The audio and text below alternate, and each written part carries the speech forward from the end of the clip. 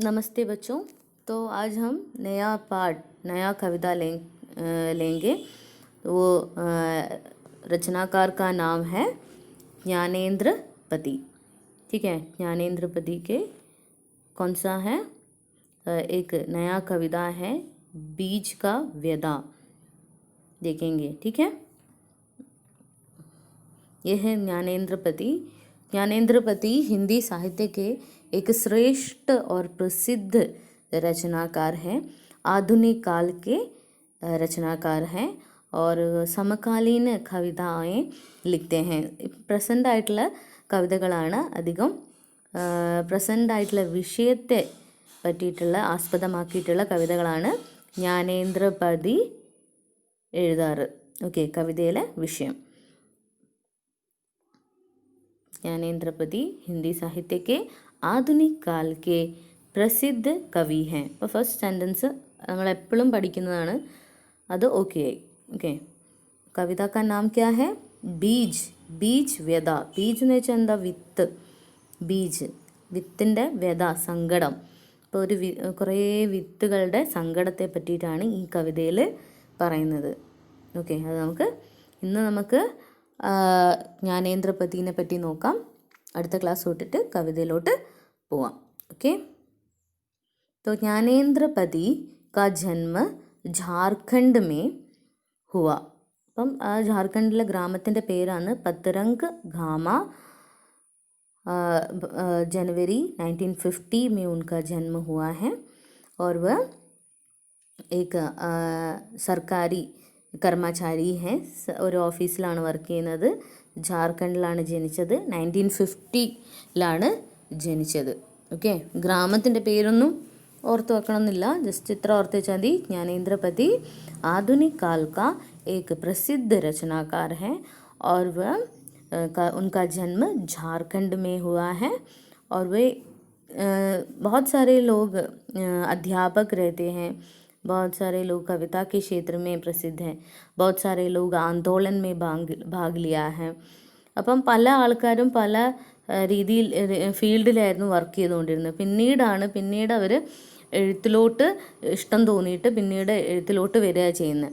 അപ്പോൾ ആദ്യം ജ്ഞാനേന്ദ്രപതി എവിടെയായിരുന്നു വർക്ക് ചെയ്തത്? സർക്കാരി ഓഫീസിലായിരുന്നു, ഗവൺമെൻറ് ഓഫീസിൽ എംപ്ലോയി ആയിരുന്നു. പിന്നീടാണ് അതൊക്കെ വിട്ടിട്ട് ഫുൾ ടൈം ഒരു എഴുത്തുകാരനായി മാറിയത്. ഓക്കെ, കുലവക്തി കവി ഹെ, കുൽ സേ ഹി കവി ഹെ. നമ്മൾ പറയില്ലേ, നമുക്ക് കുടുംബത്തിൽ നിന്ന് കിട്ടിയതാണ്. എഴുത്തുകാരായിരുന്നു അച്ഛനും. അവർ എഴുത്തിനോട് താല്പര്യമുള്ള ആൾക്കാരായതുകൊണ്ട് ആ ഒരു കല കിട്ടിയിട്ടുണ്ട്. और इनकी कविता संग्रह है ആങ്ക് ഹാത്ത് ബനത്തെ ഹുയെ. ഇതിൻ്റെ അകത്ത് ഏതെങ്കിലും ഈസിയിൽ 2-3 പഠിച്ചു വെച്ചാൽ മതി. ശബ്ദ ലിഖനെ കെ ലിയെ ഹി ഹെ കാഗജ് ബനാ ഹെ. ശബ്ദ ലിഖനെ കെ ലിയെ ഹി യഹ് കാഗജ് ബനാ ഹെ. 1981. ഗംഗാതട് ഇപ്പോഴത്തെ സ്ഥിതിയെ പറ്റിയിട്ട് ഏറ്റവും ഫേമസ് ആയിട്ടുള്ള ഒരു പോയമാണിത്, ഗംഗാതട്ട്. ഓക്കെ, ഇപ്പോഴത്തെ ഗംഗയുടെ സ്ഥിതിയെ പറ്റിയിട്ട് വർണ്ണിച്ച് എഴുതിയതാണ്. സംശയാത്മ 2004 में, बिनसार 2006 में, कवि ने कहा, കവിത സഞ്ചയൻ കവി ने कहा എന്നൊരു ഒരു കളക്ഷൻ ഉണ്ട്, ബുക്ക്, സോ മെനി പോയിൻസിൻ്റെ കളക്ഷൻ. മനു കോ ബന്തി മനൈ, ഇത് കിതാബ് ഭർ പ്രകാശ് എന്ന് വെച്ചാൽ ഇവരാണ് പബ്ലിഷ് ചെയ്തത്. ഓക്കെ, അതാണ് കിതാബ് ഘർ പ്രകാശൻ. അത് വേണ്ട, ജസ്റ്റ് നിങ്ങൾക്ക് ഈസിയുള്ള 2-3 കവിതയുടെ പേര്, ഗംഗാതട്ട്, സംശയാത്മ, ബിൻ സാർ എന്ന് പറഞ്ഞ കവിത പഠിക്കുക. ഓക്കെ, അപ്പം 3 സെൻറ്റൻസ് ആയില്ലേ? 1 आधुनिक काल का प्रसिद्ध रचनाकार है. 2 उनका जन्म झारखंड में हुआ है और वह सरकारी कर्मचारी है और बाद में वह पूर्ण रूप से कवि बन गए. और उनकी प्रसिद्ध रचनाएं हैं गंगातट, संशयात्मा और बिन सार. अन्य रचनाएं हैं कथेत तर गद्य पढ़ते घड़ते काव्य नाटक है एक चक्रा नगरी। ठीक है, तो अन्य रचनाएं हैं। उन्हें बहुत सारे पुरस्कार एवं सम्मान मिले हुए हैं। वर्ष 2006 में संशय आत्मा शीर्षक की कविता संग्रह पर साहित्य अकादमी पुरस्कार के अलावा पहल सम्मान, बनारसी प्रसाद भोजपुरी सम्मान व शमशेर सम्मान सहित अनेक प्रतिष्ठित सम्मान और पुरस्कार से विभूषित किया गया है। उन्हें कौन कौन से सम्मान मिला है? उन्हें बनारसी प्रसाद भोजपुरी सम्मान, शमशेर सम्मान आदि सम्मान मिले हैं। ओके, साहित्य अकादमी പുരസ്കാർ കിസ് രചനയ്ക്ക് लिए मिला है? സംശയാത്മ എന്ന് പറയുന്ന കവിതക്കാണ് സാഹിത്യ അക്കാദമി പുരസ്കാരം കിട്ടിയിട്ടുള്ളത്, കവിതാ സംഗ്രഹത്തിന്। ओके, अभी भी उन्हें अगर संपर्क करना है तो इस पते पर आपको जानकारी मिलने के लिए इस पते पर ये एड्रेस दिया हुआ है। नदी और साबुन, ये तो आपने आपके 11वीं कक्षा में पढ़े होंगे आप। नदी और साबुन देखेंगे, आपको याद है नहीं? नदी तुम इतनी दुबली क्यों है और मैली कुचली, मरी हुई इच्छाओं की तरह मछलियों क्यों उतराई हैं तुम्हारे दुर्दिनों के दुर्जल में। ये तो आपने पढ़ा ही होगा नदी के बारे में। ये सभी उनकी रचनाओं में सभी प्रकृति के प्रति होने वाले प्रदूषण आदि के बारे में सभी रचनाओं में हम देखने को मिलता है। कभी कभी कवि लोग एक विषय पर जोर देकर लिखते हैं। कुछ कवि लोग तो प्रेम पर कविता लिखते हैं, कुछ कवि लोग तो देश प्रेम पर कविता लिखते हैं। एक ज्ञानेंद्र एक ऐसा कवि है जो अपने प्रदूषण के प्रकृति पर होने वाले अत्याचार के बारे में कविताएं लिखते थे। हमारे प्रदूषण कितने प्रकार के हैं तो आपको मालूम है। प्रदूषण मुख्य रूप से 4 प्रकार के हैं। वो है वायु प्रदूषण, जल प्रदूषण, धरती प्रदूषण और ध्वनि प्रदूषण। तो इस प्रदूषण के बारे में भी उन्होंने रचनाएं की हैं। ये तो इसमें नदी तो इतनी दुबली क्यों हो गई, नदी तो इतनी दुबली മെലിഞ്ഞു പോയില്ലേ നദി, എന്തുകൊണ്ടാണ് അത്രയും വേസ്റ്റ് നദിയിൽ കൊണ്ടിട്ടിട്ട് ഇപ്പം നദിക്ക് സ്ഥലമില്ലാണ്ടായി ഒഴുകി പോകാനുള്ള, मैली कुचली അഴുക്ക് നിറഞ്ഞ്, मरी हुई इच्छाओं की तरह मछलियाँ क्यों उतराई, इच्छाओं की तरह मरी हुई നമ്മളുടെ ആഗ്രഹങ്ങൾ പോലെ നമ്മളെ ആഗ്രഹങ്ങളെല്ലാം മരിച്ചതുപോലെ तरह मछली क्यों उतराई, मछली भी इस नदी की दूषित अवस्था के कारण मर रही है। हमारे इच्छाएं भी इसी प्रकार मर रही हैं। നമുക്കിപ്പം വിശ്വസിച്ചിട്ട് ആ നദിയിലെ വെള്ളം കുടിക്കാനോ, ഗംഗാ നദി എന്ന് വെച്ചാൽ പവിത്രമായ നദിയാണ്. അപ്പോൾ ആ നദിയിലെ വെള്ളം നമുക്ക് ഹിന്ദു മതപ്രകാരം ആ വെള്ളത്തിൽ കുളിച്ചു കഴിഞ്ഞാൽ നമ്മളുടെ പാപങ്ങളെല്ലാം മാറും എന്നാണ് ഐതിഹ്യം. പക്ഷേ ഇപ്പം ആ വെള്ളത്തിൽ കുളിച്ചിട്ടുണ്ടെങ്കിൽ നമുക്ക് വേറെ പല രോഗങ്ങളും പിടിപെടാൻ ചാൻസ് ഉണ്ട്. ഓക്കെ, അപ്പം ആ നദീനെ ഇത്രയും പവിത്രമായ നദീനെ ഇത്രയും അപവിത്രമാക്കിയ മനുഷ്യന്മാരെ പറ്റിയിട്ടാണ്, അല്ലേ, മനുഷ്യന്മാരുടെ ക്രൂരതയെ പറ്റിയിട്ടാണ് ഇവിടെ ഈ ഒരു നദി ഓർ സാബുനിൽ നമ്മൾ ജ്ഞാനേന്ദ്ര ജസ്റ്റ് പറഞ്ഞതേ ഉള്ളൂ. നിങ്ങൾ പഠിച്ചതായതുകൊണ്ട് ഓർമ്മ ഉണ്ടാവും എന്ന് വിചാരിക്കുന്നു. ഒരു ബാക്ക്ഗ്രൗണ്ട് ഉണ്ടായിരിക്കണം ഒരു കവിത പഠിക്കുമ്പം, ഏതുമായിട്ട് റിലേറ്റഡ് ആയിരിക്കും കവിതകൾ.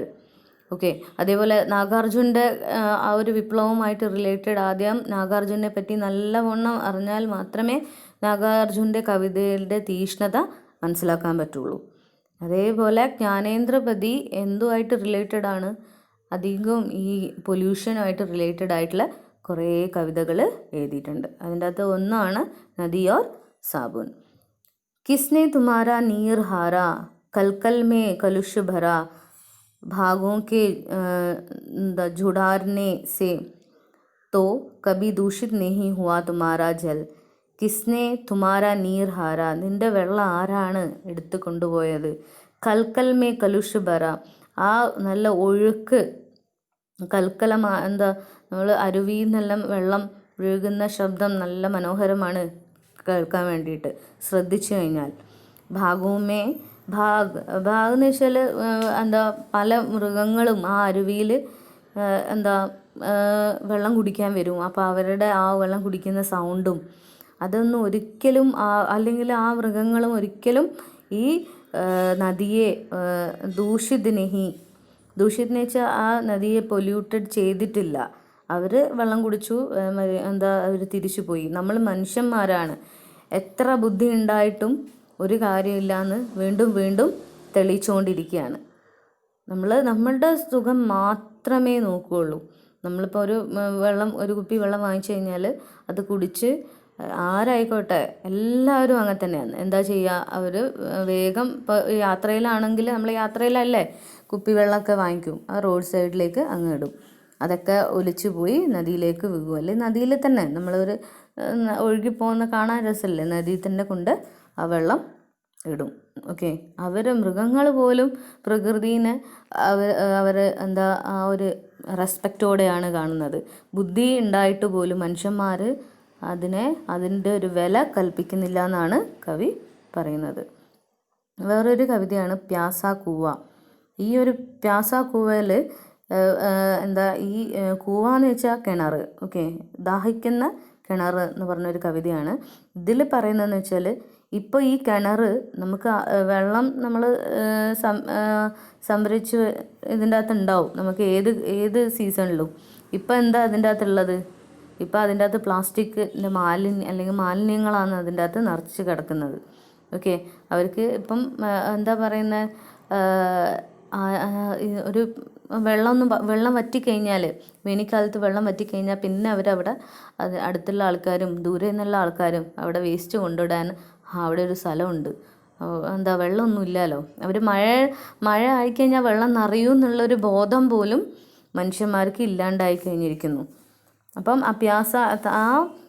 എത്രയോ കാലങ്ങളായി നമ്മളുടെ ദാഹം അകറ്റുന്ന ഈ കൂവ ഇപ്പം എന്തായി മാറിയിരിക്കുന്നു, ഒരു ഡസ്റ്റ്ബിന്നായിട്ട് മാറിയിരിക്കുന്നു. അതിൻ്റെ വില മനസ്സിലാക്കുന്നില്ല എന്നാണ് പറയുന്നത്. ഓക്കെ, ഗംഗാതട്ട് നമ്മൾ നേരത്തെ പറഞ്ഞു, ഏറ്റവും ഫേമസ് ആയിട്ടുള്ള ഒരു കവിതയാണ്. ഗംഗാതട്ട് മേ ചോ തർപ്പൺ കർണേ കെ ലിയെ, ഗംഗാതടത്തിൽ അർപ്പണം ചെയ്യാനും സ്നാനം ചെയ്യാനും പൂജ ചെയ്യാനും ഒക്കെ വരുന്നുണ്ട് ആൾക്കാർ. അതിൽ ആ പൂജ ചെയ്ത സാധനം പിന്നെ അവിടെ നിന്ന് സോപ്പ് തേച്ച് കുളിക്കുക അങ്ങനെയൊക്കെ ചെയ്തിട്ട് അവിടെ മലിനമാക്കിയിട്ടാണ് പോകുന്നത്. ഓക്കെ, ഇപ്പം ഗംഗാതട്ടിൻ്റെ അവസ്ഥ വളരെ മോശമാണ്. ഗവൺമെൻറ്, നമ്മളെ ഇന്ത്യൻ ഗവൺമെൻറ് ഈ ഗംഗാതട്ടിൻ്റെ നവീകരണത്തിനായിട്ട് എത്രയോ കോടി രൂപ സാങ്ഷൻ ആക്കിയിട്ടുണ്ട്.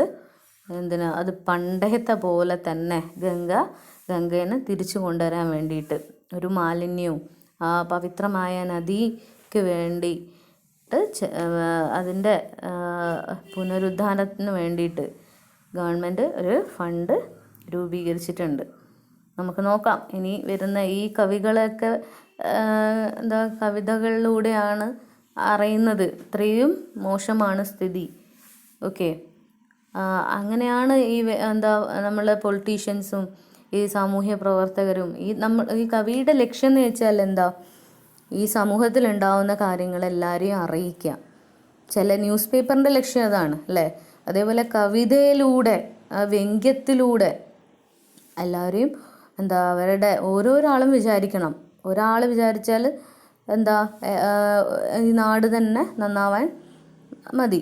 എന്താ വെച്ചാൽ എല്ലാവരും ഓരോരാളും മനസ്സുകൊണ്ട് വിചാരിക്കുക, ഇനി വേസ്റ്റ് കുപ്പികളൊന്നും കളയില്ല, അധികം കുപ്പികളൊന്നും വാങ്ങിക്കില്ല. അങ്ങനെ ഓരോരാളും വിചാരിച്ചു കഴിഞ്ഞാൽ തന്നെ നാട് നന്നാവാൻ മതി. ഓക്കെ,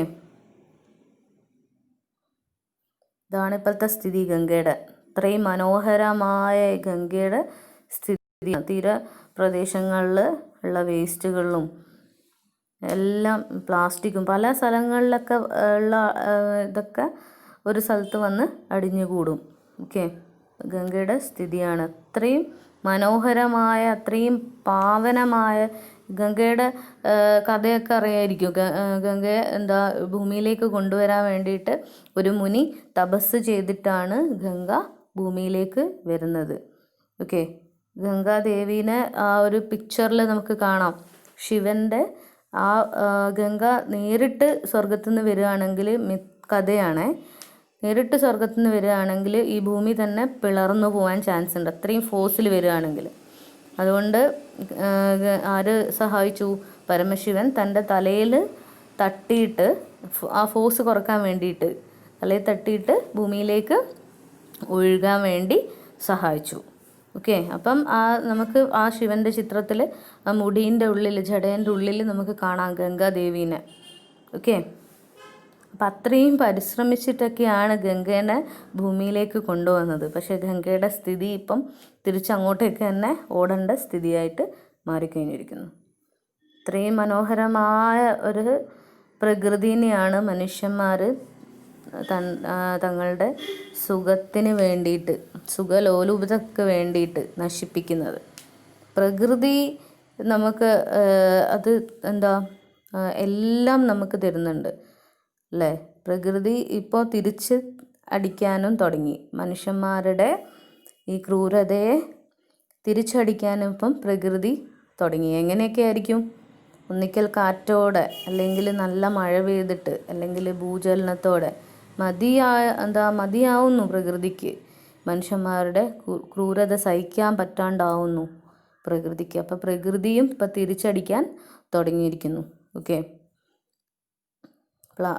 സോയിൽ പൊല്യൂഷൻ, നമ്മൾ എത്ര വേസ്റ്റ് ആക്കി നമ്മളെ സ്ഥലത്ത് നിന്ന് വേറൊരു സ്ഥലത്തേക്ക് കൊണ്ടിടുകയാണ്. പക്ഷേങ്കിൽ അതൊന്നും എത്രയോ കാലങ്ങൾ കഴിഞ്ഞാൽ മാത്രമേ അത് മണ്ണിലോട്ട് ലയിച്ച് ചേരുകയുള്ളൂ, അല്ലെങ്കിൽ അതിങ്ങനെ കിടക്കും.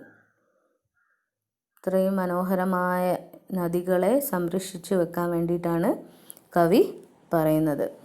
അപ്പം നമുക്ക് അടുത്ത ക്ലാസ്സിൽ കവിതയിലോട്ട് പോവാം. ഓക്കെ, ഇതുവരെ മനസ്സിലായിട്ടുണ്ടാവുമല്ലോ. അപ്പോൾ ആരാണ് കവി? ജ്ഞാനേന്ദ്രപതിയാണ്. എന്താണ് കവിതയുടെ പേര്? ബീജ് വ്യത. അടുത്ത ക്ലാസ്സിൽ നമുക്ക് ബീജ് വ്യതേൻ്റെ കവിത നോക്കാം. Okay, thank you.